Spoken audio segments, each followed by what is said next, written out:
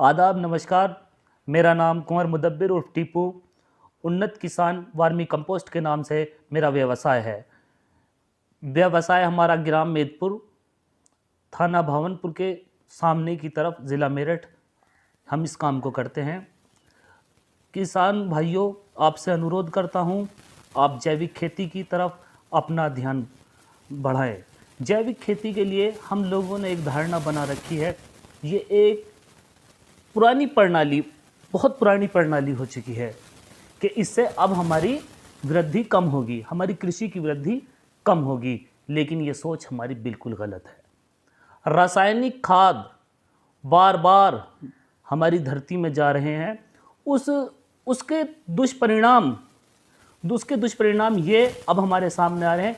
एक बार अगर हम डीएपी न डालें, एक बार हम यूरिया न डालें, फटेरा, कार्बन, जो बहुत सारे नाम हैं रसायन के, अलग अलग हैं जो ये फर्टिलाइज़र्स हैं।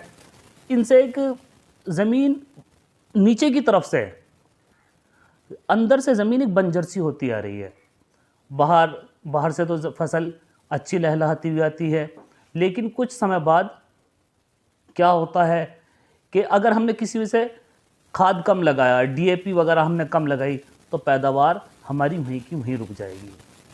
ये इस तरीके से समझ लीजिए आप, जैसे कोई इंसान चाय पीता है, 1 कप चाय की उससे शुरुआत है, फिर वो 2 पीने लगा, फिर 3, वो यानी कि जितनी तलब हम अपनी बढ़ाते चले जाएंगे उतनी बढ़ती चली जाएगी।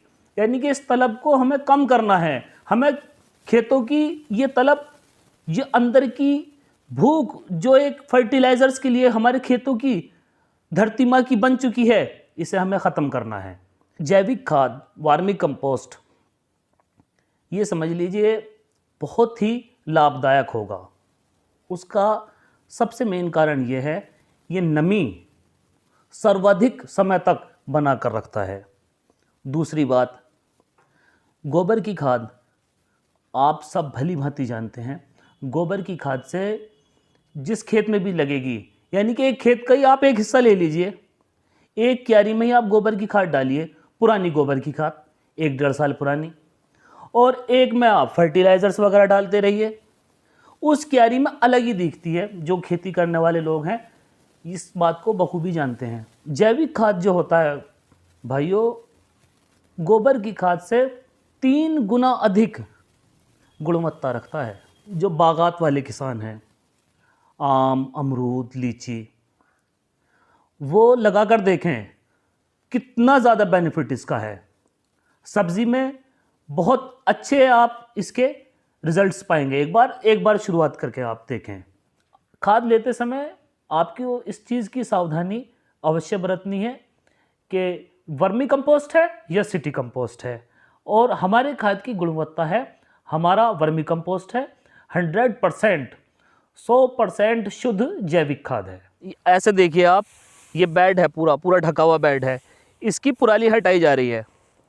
पुराली इसकी जब पुराली हट जाएगी, पुराली हटने के बाद फिर इस पे हम जो ये देखिए आप, ऊपर की जो लेयर है ना, ये ऊपर की लेयर तैयार है खाद की। पुराली हटाने के बाद ये इस तरीके से, जैसे आप देख रहे हैं, ये इस तरीके से, इसे कहते हैं कुरेदना, कुरेदा करना, खुर्रा लगाना, अपनी अपनी भाषाओं में कुछ भी कह सकते हैं।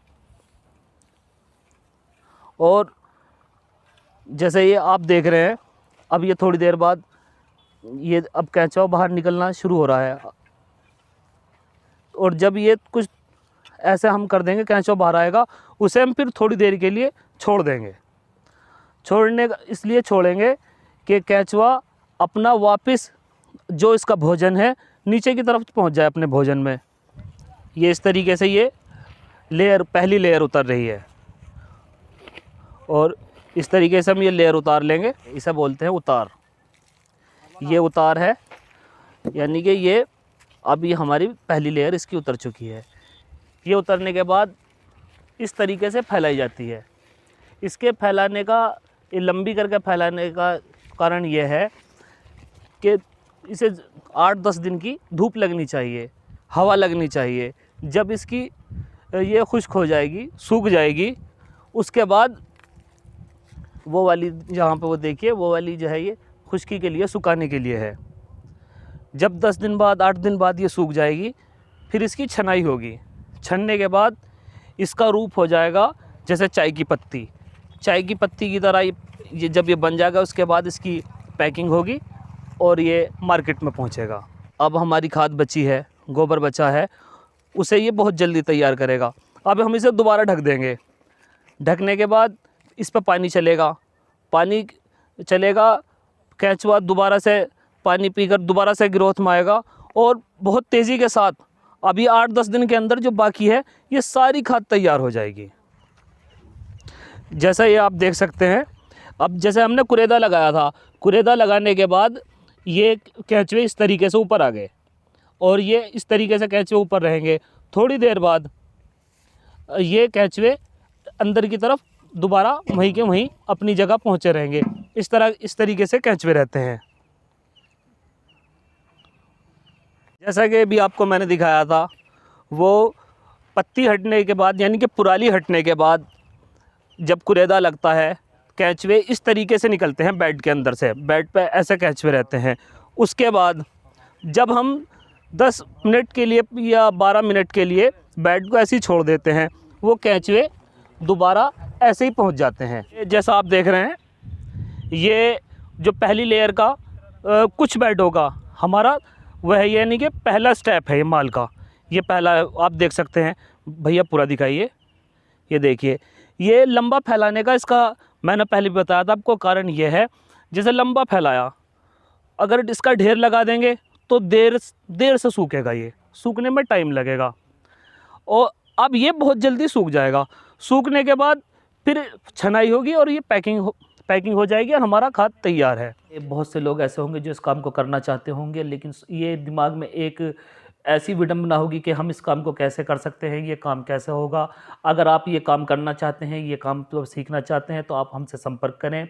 हम आपको बहुत कम रेटों में केंचुआ भी उपलब्ध करा सकते हैं। और अगर आप जो है ना जैविक खेती करना चाहते हैं, आप जैविक किसान बनना चाहते हैं, तो जैविक खाद भी ऑल ओवर इंडिया हम आपको कहीं भी पहुंचा सकते हैं ट्रांसपोर्ट के ज़रिए। और आप हमसे कांटेक्ट कीजिए, हमारे फ़ोन कीजिए, कमेंट कीजिए। हम आपको जहाँ भी हैं, जो भी हो सकती है वो सुविधा पहुँचाने की पूरी कोशिश करेंगे। ये सिर्फ एक मेरा व्यवसाय नहीं, एक मेरा प्रण है। मैं चाहता हूँ धरती, देश की धरती जो अंदर से एक जहरीली होती जा रही है रासायनिक खादों के द्वारा, वो ख़त्म हो। एक अच्छी उन्नत फसल हो, अच्छी किसानी हो, अच्छी खेती हो और उससे अच्छे लोगों की सेहत अच्छी हो, तंदुरुस्ती अच्छी है, स्वस्थ रहेंगे। ये मेरा प्रण है।